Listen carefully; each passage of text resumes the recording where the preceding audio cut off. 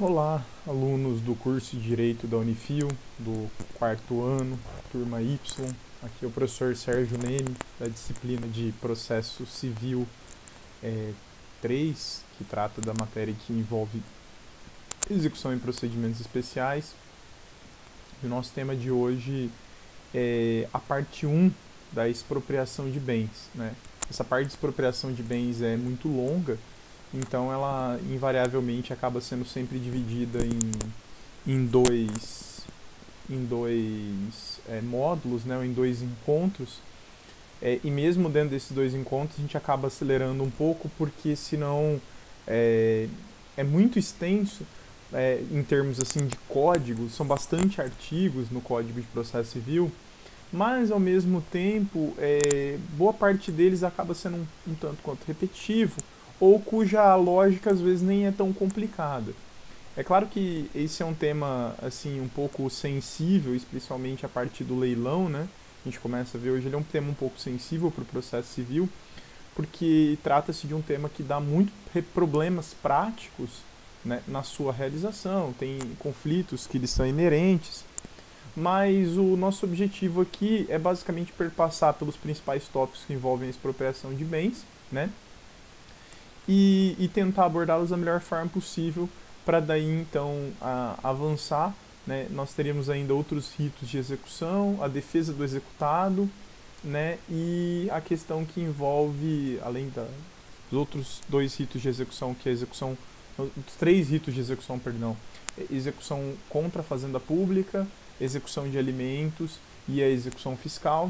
Aí depois nós temos, mas a execução fiscal fica apartado. Aí nós temos também o tema que envolve a defesa do executado, né? São os embargos e os outros meios autotópicos ou heterotópicos de defesa do executado. Temos também suspensão e extinção da execução, né? Avançando, depois, provavelmente, com certeza, matérias que ficarão para o próximo bimestre. Aí nós temos o cumprimento de sentença, o cumprimento provisório, o cumprimento definitivo, de acordo com a natureza das obrigações ali, dar, fazer, não fazer, coisa certa, incerta e quantia certa, e execução provisória ou definitiva. E aí então adentramos ao nosso último grande campo de estudo, né, que são os procedimentos especiais. E aí nós estudaremos vários procedimentos especiais, como dissolução parcial de sociedade, ação de exigir contas, ação de demarcação particular de terras, as ações de natureza possessória, é, enfim, algumas ações aí que nós veremos, as ações, procedimentos especiais, a gente vai vendo eles o tanto que der até o final do ano. É óbvio que a gente nunca consegue exaurir o CPC, nenhum professor nunca conseguiu, nos anos que eu dou essa matéria nunca consegui, mas os colegas também com quem eu converso também têm essa mesma percepção. A gente acaba escolhendo os mais usuais, até porque existem procedimentos especiais que não são muito recorrentes, né? Mas voltando ao temática da nossa matéria, o nosso tema de hoje então é expropriação de bens, né? O que é expropriação de bens? Expropriação de bens é a fase que vem além da constrição. Constrição é aquela fase em que os bens são vinculados a um processo, né? Os bens são vinculados a um processo. E a expropriação é justamente a fase em que, digamos, ele serve para satisfazer o crédito, né? Ou seja, entregando diretamente o bem ao exequente, que é o primeiro caso que a gente vai estudar, chamado da adjudicação, ou então vindo a alienar esse bem, né? Esse bem sendo alienado por iniciativa particular ou por leilão público, e alienando esse bem do produto dessa alienação, do produto dessa venda, é entregue então ao exequente. O nosso primeiro tópico vai ser o estudo da adjudicação, que é um tema mais simples, né? Porque realmente o tema que envolve a alienação por iniciativa pública ou particular, esse sim tem muitas regras, né? Muitas regras. E por isso a gente acaba bipartindo a aula. Mas o que é adjudicar, né? Adjudicar é pegar para si, né? O que é o ato de adjudicar um bem? Adjudicar é dizer, olha, eu vou usar esse bem aqui, vai servir como forma de pagamento. Eu vou pegar esse bem para satisfazer o meu crédito, né? Então isso que é adjudicação, é tomar o bem penhorado como forma de pagamento. Então, como diz o CPC, é lícito ao exequente oferecendo preço não inferior ao da avaliação, requerer que lhe sejam adjudicados os bens penhorados. Traduzindo isso, né, o que ele vai fazer? Ele vai chegar e falar, olha, eu quero ficar com esse bem. Eu quero ficar com esse bem. Qual o valor referencial? Né? Por isso a importância da aula passada. Por isso a ênfase que eu dei tanto à avaliação, no valor da avaliação. Né? O valor referencial será o valor da avaliação. Por isso que tanto o exequente quanto o executado, e até o juiz, se perceber que o valor é incompatível, devem se ater, né, com muita atenção à questão da avaliação. Porque uma vez feita a avaliação, é aquele valor referencial. O que seria então a adjudicação? Seria o caso de o exequente, digamos assim, conseguindo a penhora de um bem, de um determinado bem, literalmente tomar aquele bem para si como forma de pagamento. Né? Seria, digamos, por uma via processual, né, por uma via processual, uma dação em pagamento. Né? Uma dação em pagamento. Por via processual e não por via, digamos assim, civil convencional. Né? E aí tem algumas formalidades que devem ser obedecidas, obviamente. Né? Não é assim, eu chego lá, eu quero esse bem e pronto, entrega.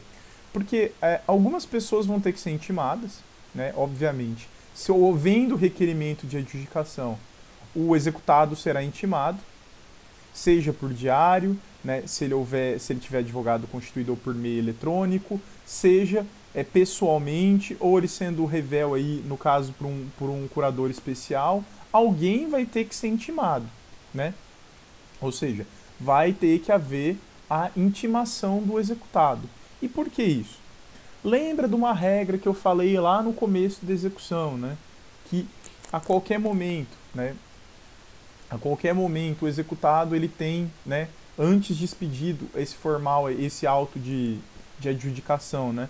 Antes do juiz lavrar o termo de adjudicação. Antes disso, ou mesmo o termo de arrematação, a qualquer momento ele pode remir a dívida, né? Remir, ou seja, pagá-la. Então por isso que ele vai ser intimado. Porque se ele quiser ainda, num último suspiro, para evitar perder aquele bem, exercer o seu direito de remir, ele pode fazê-lo, né?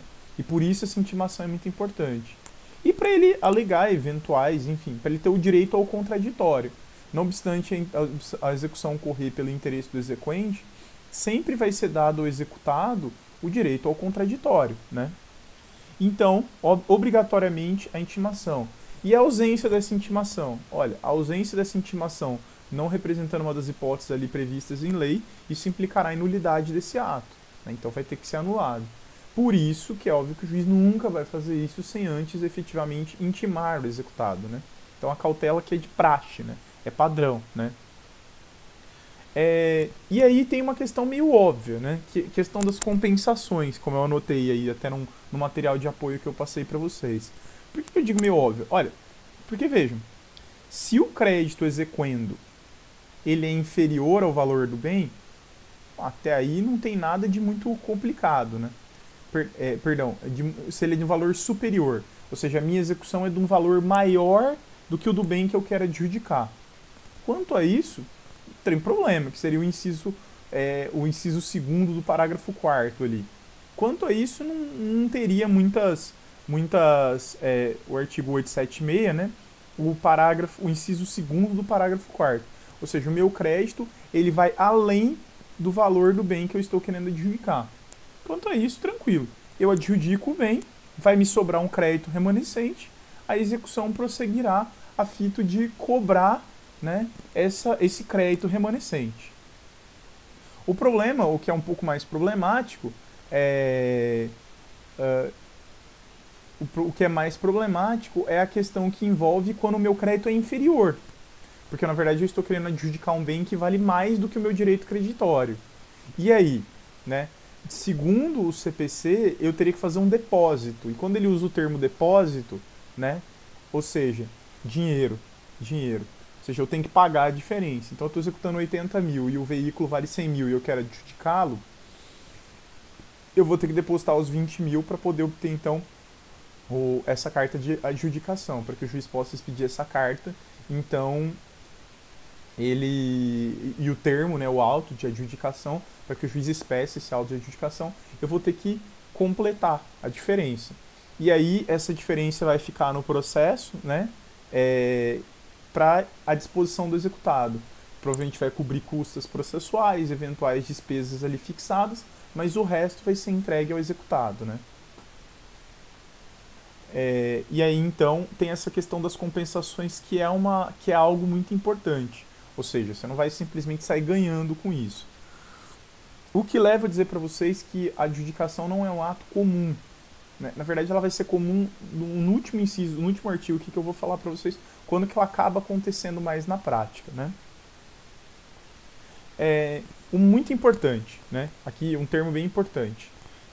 Ouvidos, né, feitas as intimações necessárias, apresentado ali a proposta de adjudicação por parte do exequente, né, transcorrido o prazo de 5 dias da última intimação, se não forem apresentados eventuais questionamentos, porque podem ser apresentados, que o juiz decidirá esses questionamentos, o juiz expedirá um auto de adjudicação, né? Esse auto de adjudicação, o que é esse auto? Por que ele é tão importante? Porque ele é um documento. Esse documento vai ser tem as formalidades dele, vai ser assinado pelo juiz. Mas é esse documento que é o documento aquisitivo da propriedade daquele bem. Né? O título aquisitivo de propriedade daquele bem é isso. Então, como que eu registro no Detran? É com esse documento, assinado pelo juiz. Como que eu registro no registro de imóveis? Com qual documento que eu vou chegar no registro de imóveis? Se não teve um contrato de compra e venda. O título translativo da propriedade é esse documento, esse auto de adjudicação, devidamente assinado pelo juiz. Por isso o CPC vai impor algumas formalidades a ele. Né? Ele tem algumas formalidades ali, né, que ele tem que obedecer, mas o ponto importante é o seguinte: esse documento é o documento aquisitivo de propriedade. Né? Porque quando você compra um bem, você tem que ter um documento comprobatório da aquisição daquela propriedade. Só que nesse caso, como você adquiriu ele via processual, é esse documento expedido pelo juiz e por ele assinado que vai ser o comprobatório. E aqui vem um item muito importante. O CPC de 2015, ele foi muito enfático em querer dar segurança jurídica às aquisições, seja por leilão, seja por adjudicação, né? Nessa fase de expropriação de bens. Então, pessoal, aqui né, o CPC ele fala o seguinte: considera-se perfeita e acabada a adjudicação com a lavratura e a assinatura do auto pelo juiz, pelo adjudicatário, pelo escrivão ou chefe de secretaria e, se estiver presente, pelo executado, expedindo-se então a refeita carta. Né? O que é isso? O que o CPC está querendo dizer? O seguinte: antes vai ouvir o executado, né? Ele vai ser ouvido. Se ele tiver alguma impugnação, algo a dizer, né? E também algum interessado daqueles, né? Cônjuge, coproprietário, sócio, né? Credor hipotecário, credor penhoratício, eles vão ter que ser ouvidos. A gente já falou disso. Toda execução é obrigatório lá citar esse pessoal também. E eles vão ser ouvidos. Não havendo oposição da parte de ninguém, ou mesmo havendo, e o juiz decidindo contrária a essa oposição, né, findo esse prazo, quando não tiver mais nenhuma questão pendente, ou seja, decididas essas questões, então passará-se a assinatura desse ato. E esse ato torna perfeito e acabado, né, considera-se perfeito e acabado. Né, ou seja, é um ato irretratável. O juiz assinou, acabou, você perdeu a propriedade. Ah, mas se depois, a posteriori, for comprovado que tinha algum vício, como a gente vai até falar lá no leilão, você pode então pleitear perdas e danos. Mas o bem já foi embora. A perda da propriedade do bem já se deu. Né? Já se deu. Mas, por que isso? Para dar segurança jurídica ao adquirente. E aí tem as formalidades, quem vai ter que assiná-lo? O juiz, o adquirente, o escrivão, o chefe de secretaria e, se conseguir também, né, o executado. Em muitos casos o executado não comparece para assinar nem nada, mas isso não impede a expedição dessa carta. E aí vem um ponto importante, né?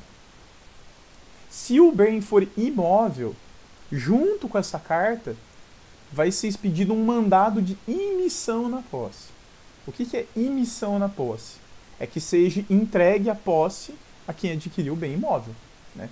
Ou seja, que seja pedido um mandado lá dizendo, agora, você precisa entregar para o fulano, né? Esse mandado, ele é semelhante, não é a mesma coisa, do que vocês já devem conhecer ou ter ouvido falar, e nós falaremos lá no quarto trimestre, sobre a reintegração de posse, né? Esse mandado de imissão na posse, ele serve para entregar a posse ao exequente, que está adjudicando o bem. E se tratar de um bem móvel, né, em se tratando de um bem móvel, o mandado será de entrega do bem, né, uma ordem de entrega do bem, né, inclusive eventual busca e apreensão desse bem, se houver a resistência na entrega.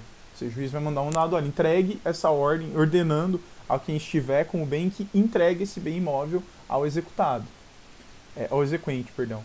E se houver resistência e não tiver poderes mandados, o juiz pode pedir um novo mandado de busca e apreensão daquele bem. Ou seja, vai fazer lá a busca e apreensão daquele bem. E aí tem algumas formalidades que o CPC exige quanto a essa carta de adjudicação. Mas assim, o que eu vou até fechando aqui e comentando o 878, né? Por que não é comum, né, vermos essas questões de adjudicação? A adjudicação não é uma opção muito comum do exequente. Por quê? Porque é o seguinte, a lógica é mais ou menos essa. Quando você tem bem penhorado do executado, você pode tentar vender ele para terceiro, né? Então, porque geralmente o que o exequente quer na execução por quantia certa é receber pecúnia, uma obrigação pecuniária. Lhe deve dinheiro. E se ele lhe deve dinheiro, você quer receber dinheiro. Porém, se você pegar um bem contra isso, por mais que o bem tenha um valor, ele não tem a mesma liquidez que dinheiro, né? Então o que muitas vezes faz? O exequente ele quer dinheiro, então ele prefere que aquele bem seja vendido, né? Seja vendido em asta pública. Perdão, em leilão, né? Eu vou usar o termo asta pública, que é um termo que não se usa mais no CPC de 2015. Então ele quer que aquele bem seja vendido num leilão. Ocorre, todavia, que pode ser que esse leilão não surta efeitos. E por que ninguém usa muito a adjudicação? Porque como a gente vai ver em leilão daqui a pouco, na verdade isso vai ser o tema do nosso próximo encontro, que não vai dar para chegar a isso lá hoje, né? Quando o exequente tem um crédito, ele também pode participar do leilão. Ele também pode arrematar o bem no leilão, inclusive usando como lance o seu crédito. Ou seja, eu também, se eu sou exequente, eu não preciso adjudicar, eu posso ir lá no leilão e participar. E usar o meu crédito para dar lance. Mas onde estaria a vantagem aqui? Por que você vai fazer isso? Porque se eu for adjudicar, eu tenho que adjudicar esse bem pelo valor da avaliação dele. E lá no leilão, eu posso até vir a adquiri-lo por até 50% do valor da avaliação, desde que se trate da segunda tentativa, do segundo leilão. Então, se eu tenho interesse naquele bem, é muito mais conveniente que, ao invés de adjudicá-lo, eu fique quieto e deixe ele ir para leilão. Indo para leilão, eu chego lá e observo. No primeiro oferta, ninguém vai, pelo valor da avaliação, se ninguém ofertou nada, deixo. Quando for houver a segunda leilão, o bem pode ser vendido por até 50% do seu valor. E aí, se eu realmente quiser ele, eu posso ir lá e ofertar o meu crédito como lance e comprá-lo por 50% do valor. Mas eu estou comprando de mim mesmo? Na verdade, assim, eu estou abatendo o meu crédito. Só que se eu pudesse adquirir aquele carro por 100 mil, né, se eu adjudicasse, se eu adquirir ele no leilão, eu posso fazer ele, por exemplo, por 50 mil. E ainda vou poder continuar cobrando na execução os outros 50 mil. Agora, quando que acontece muito adjudicação? E eu tenho uns casos no escritório que eu até falo isso para o cliente. Falo, adjudica, vai fazer o quê? Né? Quando o bem vai a leilão, o exequente não tem o menor interesse nele, ele quer dinheiro, o bem vai a leilão uma vez, duas vezes, não tem ninguém interessado, e o executado não tem mais nenhum outro bem, era o único bem que ele tinha, e não tendo outros bens, né, só sobra aquele, e ninguém quis comprar em leilão.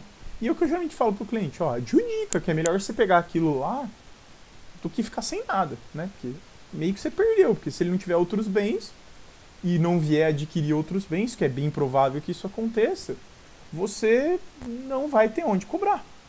Então é melhor adjudicar. E aí que entra a previsão do 878, diz que frustradas as tentativas de alienação do bem, será reaberta a oportunidade para o requerimento da adjudicação, caso em que ele poderá pleitear a realização de nova avaliação. Ou seja, a qualquer momento, se ficar lá, não tiver mais nada o que fazer, né? Não tiver mais nada o que fazer com aqueles bens, né? Não tendo mais o que ser feito com aqueles bens. Ou seja, tentou vender em leilão, ninguém comprou, foi de novo, ninguém comprou. E vão imaginar aqui que, hipoteticamente, esse fosse o único bem que o executado tinha. Bem, você deixa o processo correr, ou se o exequente quiser, ele pode pegar, então adjudicar. E, inclusive, como ele pode adjudicar a qualquer momento, e ele pode mesmo pedir adjudicação a qualquer momento, desde que, obviamente, não esteja no processo de leilão, que daí no leilão não é nem inteligente, nem faz sentido ele adjudicar, faria mais sentido ele ir lá e participar do leilão, e tentar adquirir ofertando o lance com o seu próprio crédito, ele pode inclusive pleitear uma nova avaliação, né? Para dizer, olha, realmente deteriorou, porque não vendeu vale menos, enfim. A adjudicação é algo comum? Não, não é algo comum. Como eu disse, geralmente ela acaba sendo usada como a última alternativa, né? Não tinha nenhum bem, o único bem que tinha, ninguém mostrou interesse em leilão, então adjudica, ué. É melhor do que perder, né? Do que perder. Mas aí nós precisamos avançar a questão da alienação. A alienação é uma das formas de expropriação de bens, né? A alienação ela pode ser tanto por iniciativa particular ou por leilão judicial. O que é alienação por iniciativa particular? O bem está penhorado, né? E eu vou, como eu mesmo, como exequente, promovo os meios de divulgar e tentar vender aquele bem, né? E feito isso, né? Ou seja, eu faço um leilão particular mesmo. E aí eu colho os interessados ali e documento aquilo no processo. Ou seja, quem tiver interesse, chega lá e fala, eu tenho interesse em comprar. E aí o juiz vai analisar e, havendo esse interesse, então o juiz autoriza a alienação. Mas é muito mais comum a realização de leilão judicial. Ou seja, aquele que, em vez de ser organizado e promovido às custas e, digamos assim, que é realizado pelo conta e risco do exequente, o exequente, então, coloca essa incumbência ao Poder Judiciário, né? E aí começa, né? Aqui, ó, não efetivada a adjudicação, o exequente poderá requerer, por sua própria iniciativa ou por intermédio de corretor ou leiloeiro público, a alienação desses bens, né? E aí, antes de mais nada, quando ele pedir, olha, eu quero que esse bem seja levado a leilão, o juiz vai fixar as regras, né? Seja para o leilão particular, seja ou seja, a venda por iniciativa particular, ou seja, no leilão judicial, quais as regras precisam ser obedecidas, né? Então o juiz vai dizer assim, olha, de que forma deve ter essa publicidade, o preço mínimo e as condições de pagamento, as garantias e a comissão que ele admite a ser concedida aos eventuais leiloeiros, né? O juiz vai fixar isso tudo. E geralmente existem padrões já pré-estabelecidos, tá? Inclusive em normas da corregedoria, né? Inclusive em normas de cada tribunal. Isso é uma coisa muito mais burocrática. O juiz simplesmente assina, porque todo cartório já tem ali um padrão, né, de que faz. E é claro, tem as especificidades do caso concreto, né? Alguns bens o juiz pode dar formas de pagamento mais elastecidas, dado o preço, dado as suas complexidades, né?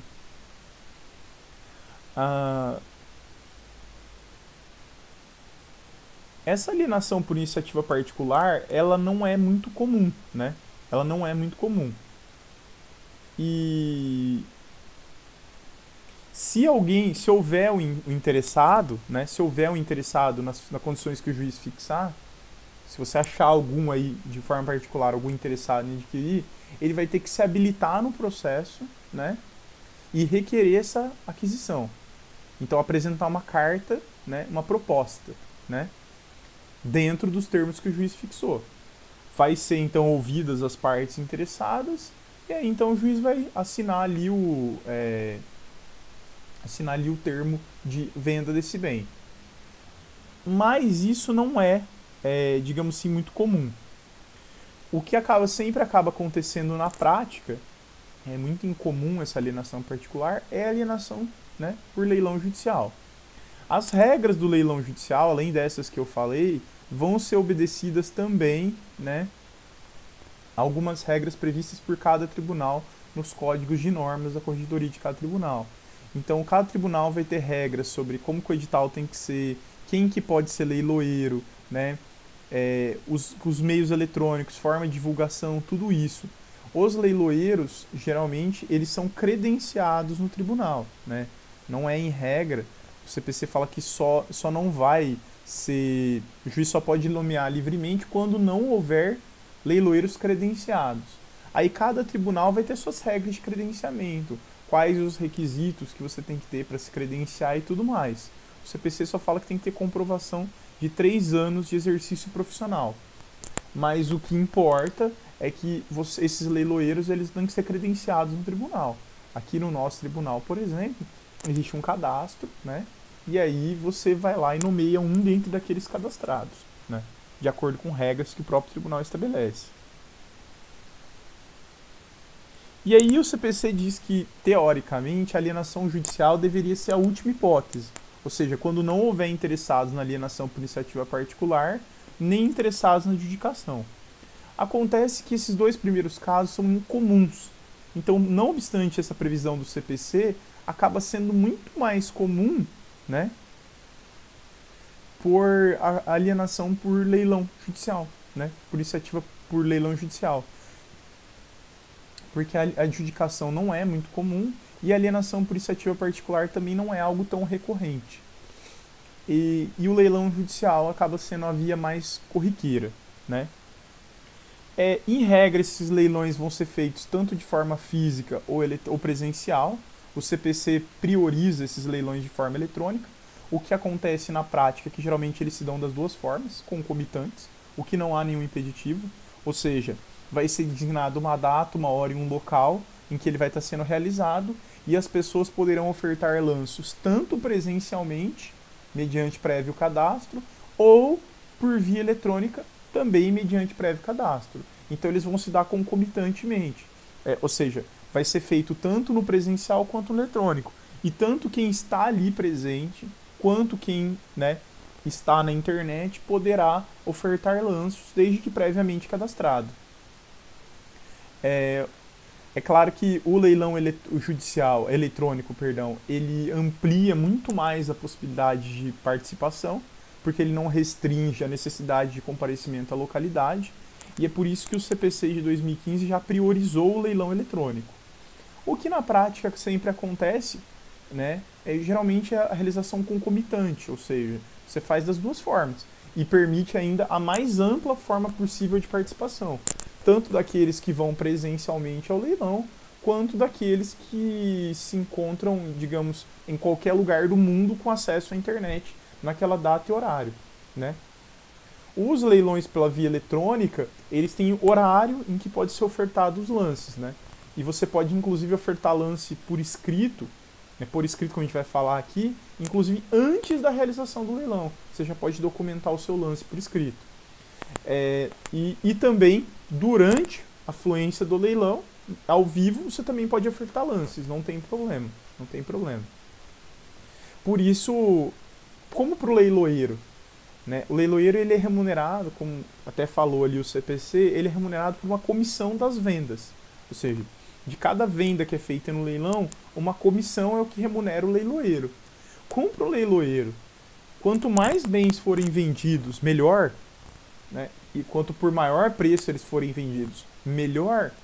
Pro leiloeiro, quanto mais gente participar do leilão, melhor ainda.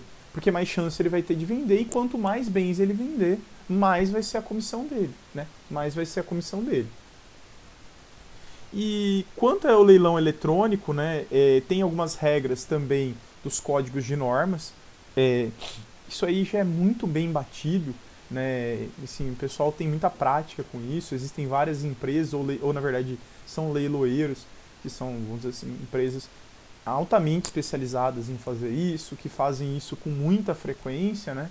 Tanto estão muito acostumados em fazê-los, então já tem toda uma estrutura muito organizada, né? De site, de meios de divulgação, porque um leilão, o importante é divulgar, né? Quanto mais você divulgar, mais interessados você pode atrair, e atraindo mais interessados, maior chance tem de se vender aqueles bens, né?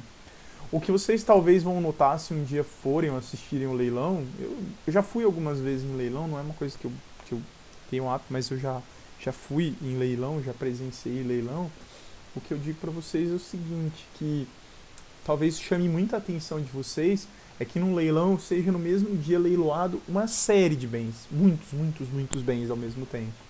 E que desses bens, uma grande maioria, ninguém oferta lance nenhum. E alguns poucos bens têm interessados, e esses mesmo é que você vê aquela coisa de leilão mesmo, né? Um joga uma oferta, outro aumenta, outro vai, outro vai, outro vai. Mas em regra, né, a maioria de bens em leilão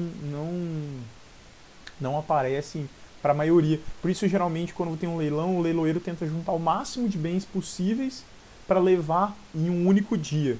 Por quê? Porque ele consegue diluir aqueles custos, né? Se ele fosse fazer um leilão, né, com todo aquele custo de divulgação, tudo para um bem, e não tivesse, era só prejuízo para ele. Porque ele não recebe nada fixo. Ele só recebe uma porcentagem, né, do que ele conseguir vender. E como, digamos assim, se não houver venda, o custo foi todo dele, porque toda a estruturação do leilão vai ter que ser feita por ele. E de fato um leilão tem custo, você vai lá, tem todo o custo de marketing, tem todo o custo do pessoal, porque existe todo um pessoal que trabalha no leilão, né? Porque o leiloeiro ele tem algumas incumbências, né? O 884 tem aí, ó, é incumbência do leiloeiro, né? Publicar o edital, né? Dar publicidade, realizar o leilão, expor os bens, e aí inclusive se comprometer a questão de operacionalizar o pagamento, né? O leiloeiro que tem que tomar as providências para isso, porque vai ter que ser feito um depósito judicial. Na maioria dos casos, você tem um prazo para fazer do dia da arrematação, né? Você vai ter um prazo ali curto de 1 ou 2 dias, né? Para fazer esses depósitos do que foi das arrematações, e o leiloeiro tem que operacionalizar isso. Geralmente em leilões tem uma equipe que trabalha com o leiloeiro, que fica lá à disposição justamente para poder auxiliar nesse sentido, né? Ou seja, que fica ali justamente para, olha, o fulano arrematou, então o leiloeiro vai falar, olha, você que arrematou, procura a nossa equipe lá. E aí tem uma equipe de pessoas que ficam lá para colher documentação, que vai ter que documentar tudo isso no processo, os documentos do arrematante, gerar um boleto para pagamento, para depósito, né? Ou gerar uma conta, criar uma conta vinculada de depósito. Então o leiloeiro ele tem bastante despesas, né? E por isso, para ele, quanto mais bens ele conseguir vender num leilão, melhor, né? Bem, regras, né? Regras. Como é que vão funcionar digamos assim, o valor que esse bem pode ser vendido? Olha, em regra, o padrão, a referência vai ser o valor da avaliação, né?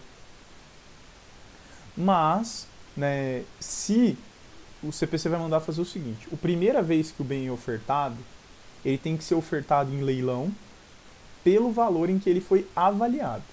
Então, havendo avaliação, oferta esse bem pelo valor avaliado.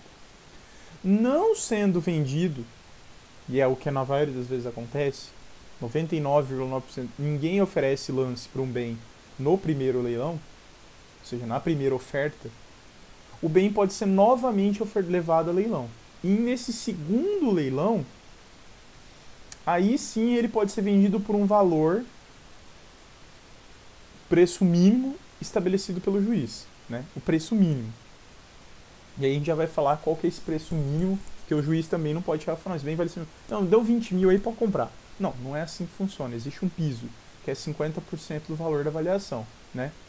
Mas antes de determinar o leilão, o juiz já vai fixar o preço mínimo pelo qual o bem pode ser vendido, as condições de pagamento e as garantias que poderão ser prestadas pelo arrematante. Por que garantias? Porque existe a possibilidade de arrematação com pagamento a prazo, que é dado uma entrada e o restante a prazo. Mas para que isso seja feito, o arrematante tem que dar uma garantia. Ele tem que dar uma garantia. Então o juiz já vai fixar essas regras. Aí o 886 tem as regras do edital, né? Então como que vai funcionar o edital? Esse edital tem que ser dado a máxima publicidade possível a ele, e ele tem uma série de regras ali. E o 887 fala, né, quais são as regras de publicação, que ele tem que ser publicado na internet, tem que acontecer não sei quantos dias antes, se puder ter ilustração ou imagem dos bens. Tudo isso é muito tranquilo, porque quando um leiloeiro assume o encargo de leiloar um bem, por eles já serem especializados nesse tipo de medida, eles já têm toda essa infraestrutura de fazer jornal, de divulgar e-mail, de ter site, de ter tudo. Então, realmente é muito fácil você ter essas informações, né? É tudo muito, digamos assim, muito tranquilo. Ou seja, você vai encontrar isso na internet, vai ser fixado também edital nas próprias varas, vai ser fixados ali no cartório o edital do leilão, mas geralmente quem mais tem preocupação em dar a maior publicidade possível isso é o leiloeiro. E os leiloeiros eles se especializam nisso, faz outdoor, faz banner, divulga jornalzinho e deixa em tudo quanto é lugar. É impossível você ir num fórum e não encontrar jornalzinho de leilão lá. Acho impossível. Nenhum fórum que você... E às vezes estão se realizando leilões de bens que nem são daquela comarca. Porque quanto mais publicidade se dá, melhor, né? Então você vai ver ali um monte de jornalzinho, banner, um monte de coisa, e o leiloeiro vai ter site na internet. E nesse site vai ter lá todos os bens que vão a leilão, né, dos dias marcados, enfim. E nesse site você inclusive consegue ofertar lances previamente. Aí tem um jeito de documentar que você tem que mandar por escrito, né? Então, é aquela história, quanto mais publicidade se der, melhor é a chance de você conseguir vender esse bem, né? E aí, enfim, o juiz vai exigir que o leiloeiro adote todas essas providências, né, de ciência, né, de divulgação mais ampla possível do leilão. Tem uma regra aqui do CPC quanto a adiamento de leilão, né, que não é uma coisa comum, mas ele fala que por qualquer motivo, se alguém pedir antes, o juiz tem que analisar. O juiz tem que analisar isso mesmo. Mas se o adiamento do leilão se der por culpa da secretaria, do escrivão ou do leiloeiro e foi comprovado que isso foi por, digamos assim, culpa deles por algum motivo, há a possibilidade de penalidade. E por que isso acontece? Por que o CPC tem essa previsão? Que muitas vezes acontecia, digamos assim, de algum desses interessados, algum desses, por interesse, por algum envolvimento ali, talvez com o executado, ou por algum interesse pessoal, acabavam sempre prejudicando. Tinha uma época que sempre que tinha leilão tinha problema, né? Muito problema em leilão. Então, bem lá adiava. E mesmo se você for um dia num leilão, você vai ver que vai ter uns 100 bens indo à alienação naquele dia. É bem provável que no dia o leiloeiro ainda avise, olha, o bem número tal e o bem número tal da lista foram tirados de leilão. Ele já abre o leilão e diz, ó, esses bens foram tirados de leilão. Porque provavelmente houve algum tipo de impugnação ou algum erro ou alguma formalidade que não deu tempo de ser cumprida antes da realização do leilão, né? Porque é óbvio que essas formalidades todas que eu falei para vocês precisam ser milimetricamente cumpridas, né? E se isso não acontecer, né? E aí, antes do leilão, com no mínimo 5 dias de antecedência, tem uma galera que precisa ser intimada. Que obrigatoriamente tem que ser intimada. Aí é caso a caso. O executado sempre, aí tem o coproprietário, titular de usufruto, direito de superfície, crédito pinoratício, crédito hipotecário, promitente comprador, promitente vendedor. Uma série de pessoas que, se existir no caso concreto, elas obrigatoriamente têm que ser intimadas. Vai ser o mesmo rol de pessoas que tem que ser citadas lá na execução. Por quê? Porque são um rol de pessoas que podem ter interesse naquele bem, né? Interesse naquele bem. E se, como eles têm interesse naquele bem, eles vão poder no leilão participar e eles vão ter preferência na aquisição daqueles bens, tirando o executado, né? Mas todos os demais, eles vão ter preferência na aquisição. O executado tem que ser intimado pelo seu advogado, ou, se ele não tiver advogado constituído nos autos, com carta por AR, mandado de citação ou edital, né? Então ele tem que ser sempre intimado. Mas ele já foi intimado, ele já foi citado ali, né? E aí tem a questão do executado revel. Mas por que essas intimações são importantes? Porque todos esses vão ter direito de participar do leilão, né? Com exceção ali do executado, né? Com exceção do executado, todos os demais vão poder participar do leilão e inclusive terão preferência na aquisição desse bem. Como, por exemplo, é o caso do coproprietário. Em igualdade de condições com um terceiro, ou seja, na igualdade de condições, o coproprietário tem preferência na aquisição. E ele vai ter esse direito de exercer essa preferência, né? Em igualdade de condições, ou seja, se ele pagar o mesmo valor que o outro, ele vai poder dizer, olha, por esse valor eu tenho interesse em comprar, né? Ele vai poder exercer esse direito de preferência que o juiz vai ter que lhe assegurar. Esse direito não vem do direito processual civil, vem lá dos direitos das coisas que vocês inclusive estão tendo matéria esse bimestre. Bem, pessoal, por hoje a gente fica por aqui. Na nossa próxima aula a gente vai falar de quem pode ofertar lance, como funciona, né, o leilão, a possibilidade de fazer o segundo leilão, forma de pagamento e, por fim, a satisfação do crédito. Esse é o nosso próximo tema. E depois nós avançamos os outros ritos de execução. Qualquer dúvida, estou à disposição de vocês nos grupos e na nossa próxima aula a gente faz ela ao vivo e aí vocês também podem complementar essas dúvidas. Bom estudo a todos e até a próxima.